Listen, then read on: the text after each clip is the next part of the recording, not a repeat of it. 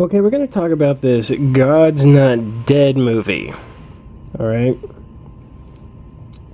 So, I saw this movie, and I'm going to tell you what I thought about it. It's pretty much like a review kind of commentary kind of deal. Right away, the main objective of the movie, or the side that the movie is taking, is Christianity. The movie is not taking the atheism viewpoint or the agnostic viewpoint or anything like that. And you could have probably already concluded that from the title, that God's not dead. So of course it's going to be some type of Christian movie. By the way, Christianity is nothing more than a big business. And that's what this is. It's just a promotion of their religious bullcrap. Okay, that's what's going on here. All this is just a big advertisement for Christianity and to try to get people into Jesus. By the way, Jesus is a load of crap. It's kind of weird. That thing that they say believe in at church? Yeah, it's a load of crap. Really? Yep, can't believe it. So anyway, basically what the movie's about is that you have some student and they have to take a philosophy class, and he's going to sign up for this one professor that has a different viewpoint than the student. The student is Christian, the professor is an atheist, and so there's going to be conflict. And it's just a big struggle with both of them basically arguing. And the professor lets the student argue for Christianity in his class, and apparently the student wins over the class, okay, and passes the course because the professor says basically, I'm going to fail you unless, you give a good argument, something like that. So, where am I trying to go with this? Oh yeah, so here's the thing, okay? The professor that you see right here, he's the atheist, right? Well, he's considered the bad guy in this movie, of course, right? Because if you have a Christian movie, the bad guy, of course. I mean, you can't really have the devil as being a bad guy because, we all know the devil doesn't even exist in the first place, but it's kind of hard to find an actor to play the devil, right? If you're trying to be realistic. So the atheist is like the stand-in for the bad guy. He's the evil person. Ooh, he doesn't believe. Ooh. And the best part is, this is what I like so much, is that they show the professor, the atheist guy. He actually has a relationship with one of his students, okay? This supposedly attractive girl. And I don't really find her that attractive, but anyway. So the professor is with one of his students. And isn't that kind of bad? Isn't it? If you're a professor, you shouldn't be with one of your students, right? Ooh, bad. Bad. He's so bad. Anyway, so, what they did was they basically made the professor, the atheist guy, they made him into like the biggest a-hole ever. Like, for example, they showed him, like, being mean to I don't know if it was his wife or just his girlfriend, but the girl, the student, his former student that he's with, they showed him basically, like, downgrading her. He's basically saying derogatory things to her and hurting her feelings. So, yeah, they really made him into a bad guy. So basically, the student challenges the professor. The student wins over the class. Everyone in the class ends up believing in Jesus, and they say, "Oh, I believe in Jesus or God or whatever," and they stand up in front of the class, and so the kid gets to pass the class, right? Okay, so what happens afterward? Well, there's this big rock concert. Okay, there's this big rock concert. Of course, for Jesus, right? Because that's what Jesus is all about, right? Going and listening to rock music. Isn't that what religion is all about, right? Isn't it just a bunch of entertainment? Isn't it? Because when you go to your church, what do? You sing and you listen to like music and they always have like an excellent band. I mean, good God, it's freaking entertainment. Doesn't everybody realize that? It's just a bunch of freaking entertainment to try to get you to believe in that bullshit. So anyway, there's this big Jesus concert. Woo, Jesus, save me, Jesus. And everybody ends up going to that concert at the end. But let me introduce a couple other characters. So one of the other characters is this one, she looks like she's some type of Indian girl, okay? She probably has some type of Middle Eastern nationality. So anyway, there's this Indian girl, right? And her father is very, I guess, abusive towards her and very strict about their religion. Because, you know, just to remind everybody that there's like, oh, I don't know, hundreds of religions out there. Yeah. And of course, you know, Christianity is the right one, right? And everything else is wrong. Actually, the truth is they're all wrong.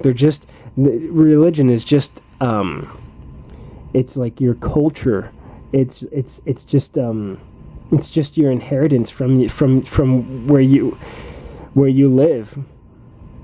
It's passed on from your family. It's just culture. That's what it is. And it's a tradition. So anyway, so you have this Indian girl, and she is secretly believing in Jesus. Okay, so like, you know, her father's really strict, but she secretly believes. Anyway, so one day, like, her little brother is basically checking up on her and sees that she's listening to like Jesus music or some type of Jesus sermon. And so the little boy tells the dad, of course, because isn't that the best thing to do in your family, is to rat out your family members? I mean, right? Isn't that the best thing to do? Nothing says I love you more than, Dad, big sis is listening to Jesus. Anyway, so apparently the father, who obviously his religion is not Christianity, he ends up slapping the girl and physically abusing her and kicks her out, okay? And I think that's actually kind of interesting because that pretty much sums what religion really is. It's a mean and dirty thing, okay? How mean is that to hit your to hit your children because they believe in something different than you do? I mean, think about that. What better way to show that you love your children than to abandon them, disown them, because they have a different belief than you do? And that's one of the reasons why I hate religion so much, is because religion is not about thinking about something logically. It's just being in agreement with what your family believes in. And of course, that's just passed on and inherited from the previous generation. Your grandparents, your great-grandparents. You just inherit these things. And if you betray your inheritance, then, oh my gosh, that's the worst thing in the world. Actually, technically, the way it should work is you believe in something because it's logical. In fact, you accept something because it's logical. That's what it's all about. And people that believe in these ridiculous religions and they deny reason and logic, I mean, they're so fucked up it's not even funny. So anyway, and then there's another girl who ends up getting cancer, and then her boyfriend or whatever ends up like totally just not caring about her at all, and has no regards for her feelings or her well-being. And so anyway, to sum it all up, at the very end, they all go to this big Jesus concert. Okay?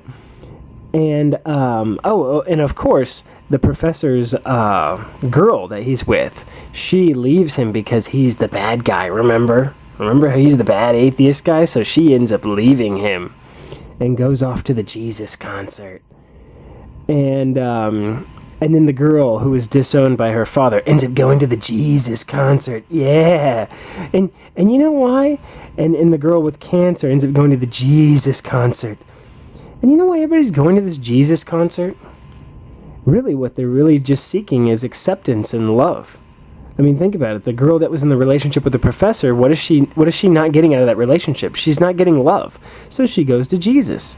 What about the girl who her father disowned her and who abused her? Well, she's going to go for love. She's going to go for the love that Jesus gives her. So she went to the Jesus concert.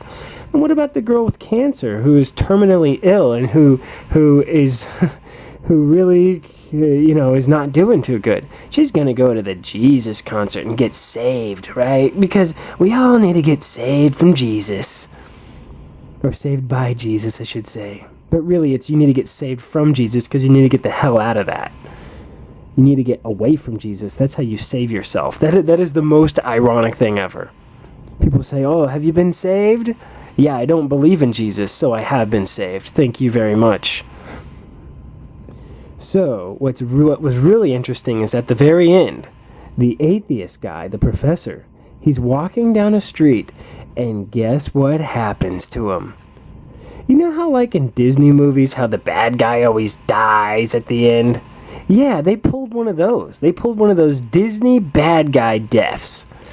Yep, so the professor is walking literally down the street. Okay, in the street at like a crosswalk, and there just so happens to be a car that just hits him and flips him over, and now he's laying on the concrete, and he only has just minutes before he dies. And actually, right before that scene, they showed that the atheist professor, he actually used to be a Christian, or he had some type of Christian background because he opened up some letter from his mother, and his mother was a Christian, and so I guess he was reminded about his Christian background before this tragic event happened with the car accident, and now he's basically dying. So he's actually surrounded by Christians while he's dying. And they're like, "Oh, come on, you have one last chance to believe in Jesus and repent. Believe in Jesus and repent." And I literally thought that he was going to say, "Hell no, I'm not going to believe in Jesus." I literally thought he was not going to do it, okay? I mean, this guy's, hardcore atheist guy, right? I didn't think that he would actually, and in this movie, at the end, he actually repents and says, "I believe in Jesus. I believe, come on, Jesus." I mean, I did not see that happening. I did not see that happening. I thought if he were truly a bad guy, he should have never repented. But remember how Jesus always forgives, right? You always have another second chance with Jesus. So I guess that was the message that they were trying to display there. Is that even if you're a bad guy, you can still go to Jesus, right? Even if you're some bad atheist, you can always repent and come back to Jesus. Oh my gosh. Anyway, so the professor repents. Honestly, if I were that professor, if I were that actor doing that role, I would disagree with that. And I'd say, nah, I'd rather go out like a man and just say, nah, I don't believe. But no, he wussed out at the end and goes, please, I believe in Jesus. So anyway, and then he dies, and everybody's like, oh man, you're in a better place, man. Yeah. Some hippie dude. Hey, dude, you're in a better place, man. Anyway, so then they cut to the scene where of course you have this rock music concert, and everybody's just, going, yay, we're at a concert, yay, Jesus. And then everybody starts texting to everyone else that God is not dead. And then, if everybody texts God is not dead to 3 people, if everybody did that, then everybody would get the message or whatever, paying it forward, that whole idea of exponential growth, of communicating some type of message or something like that. So basically this was just a bunch of Christian propaganda. It was just a bunch of bull crap. And and the student won over the teacher. Okay, well, let me tell you something right now. God is not only dead, but he's been dead. In fact, God has never even been alive in order to be dead. He was always dead because it's a big bunch of fake bullcrap, and I'm tired of it, and I don't like it. And we shouldn't even have movies like this. This is a load of crap. It's just, American taxpayers' money going to a bunch of bullshit. There you go.